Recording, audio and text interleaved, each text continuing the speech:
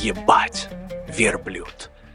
Верблюд — это не просто животное, а, блядь, натуральный внедорожник природы. С завода 2 горба, полный бак воды, жрать не просит, только плюется и смотрит, как ты умираешь от жары.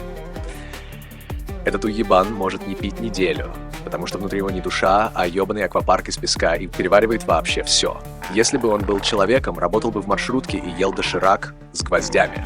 Плюется, смачно, без предупреждения. Плевок как аргумент в споре, если ты с хуйней подошел. Может плюнуть так, что твоя самооценка уедет нахуй на соседнем караване.